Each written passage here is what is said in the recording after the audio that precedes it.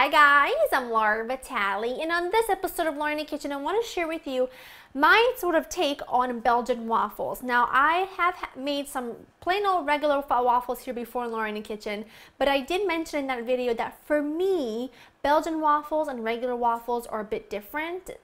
Belgian waffles have a yeast dough and regular waffles don't. Now, I know that there's a lot of mixed feelings about what's a Belgian waffle and what's not, and I would love to hear your take on it, especially if you're from Belgium, if this is anything like the waffles you have there.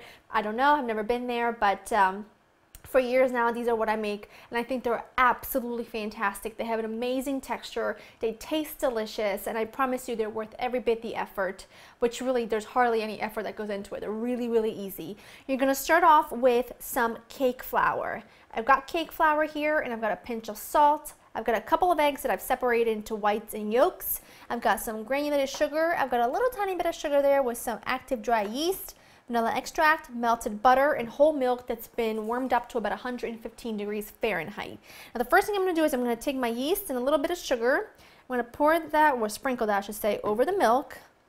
And I'm going to just let that sit aside there so that the yeast can foam up a bit and activate. It's really important. Now, before we go any further, I do want to point out that this has to kind of rest for about an hour, but you can make this batter the night before, and instead of letting it rise on your counter for an hour, just wrap it really well with plastic wrap, stick it in the fridge overnight, and we'll do a slow cold rise. It's not really going to rise a whole lot, but it'll do the job just as well as if you were to wait an hour on the counter. It makes life a lot easier. That way you can have homemade Belgian waffles at any second in the morning without having to wait an hour for the dough to rest. So keep that tip in mind for your weekend brunches or breakfast or whatnot. I'm going to use a handheld whisk, and I'm going to whisk together my egg whites until they're really light and frothy and have a nice stiff peak.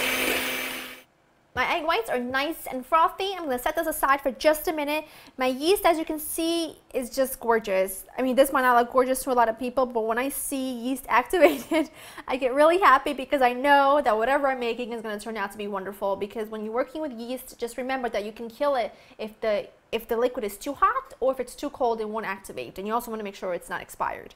Okay, to that, I'm going to add in the rest of my sugar. Get that out of there. Vanilla, just a splash, egg yolks, and butter. Everything's better with butter, isn't it though? I did just make that up in my head, but isn't it? I mean, come on. Take my little handy dandy half moon whisk, whatever you want to call it, and then just whisk these together to combine. Don't worry if it's not perfect, because we are going to be pouring this into my dry ingredients. And I just want to get every little bit of everything out. And I am just going to whisk these with that same whisk. I mean, why not? I'll probably just switch to a spatula anyway. Just going to whisk this until combined. That looks good. I'm going to just fold in my egg whites. We want a lot of bubbles. We want a really light on the inside, a lovely texture on the outside, and a beautiful color. So just fold them in until they're combined, and then you'll be good to go to let them rest for a bit. We'll let it rest a little bit.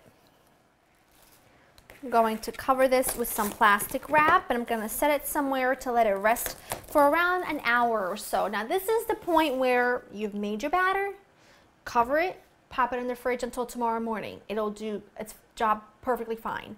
But because I want to eat waffles for dinner, I am going to just let this set out for about an hour or so to relax. I'm going to get my waffle iron ready. And also make sure that whenever you're buying something like a waffle iron or a panini maker or any kind of machine, I guess, keep the manufacturer's instructions, because it's going to vary from mine to yours. So my manufacturer says, they're going to cook them in about 3 minutes. Yours might say they'll need about 8 minutes. So keep the instructions on hand at all times with each little device you have, each little machine you have, so that you have all the information on how to preheat it and all that stuff.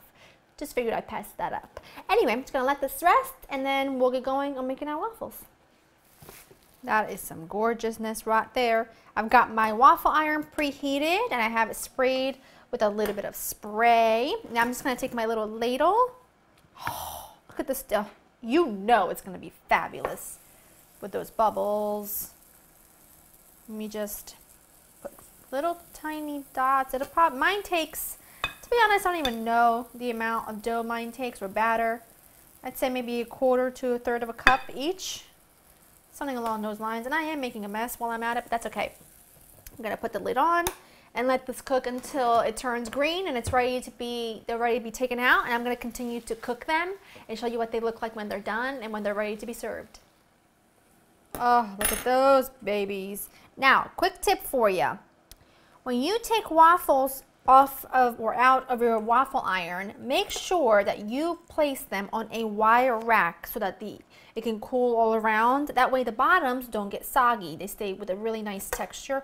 Oh, I'm breaking this one. That's okay. I'll put that one on my personal plate. Take that for myself. Now, those are gorgeous. Now, if you want to do what I do, tonight, for example, there's just Joe and I for dinner, just my husband and I for dinner. So we're going to have a couple each, and then I'm going to take the rest, I'm going to freeze them in Ziploc bags, and then whenever you want homemade waffles, pop it in the toaster, little maple syrup or butter or whatever you like, and you've got great homemade Belgian waffles anytime you want. I like to serve mine with some fresh berries. I've got some strawberries here that I quickly chopped up so that I can give myself a little taste. And then I have to have just a small itty bitty drizzle of maple syrup. That's a small drizzle for me. Oh, I can tell the texture is going to be fabulous. I can already tell. Let me see. Hold on. I want to show you what the inside of one looks like. See that? Look at that. Look how gorgeous. Look how airy. Those bubbles in there keeping everything really light. That's what I'm talking about.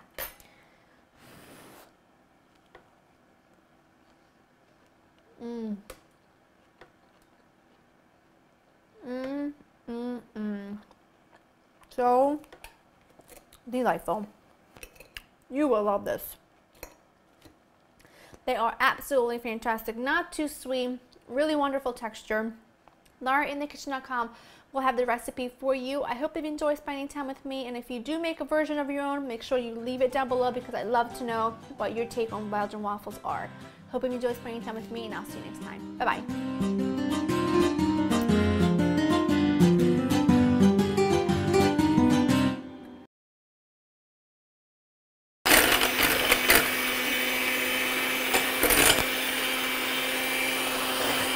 Ready in 4.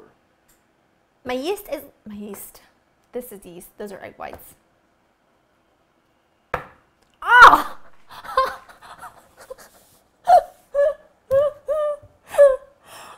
Really hurt really bad. Did you hear that? I hope I didn't break anything. Wow.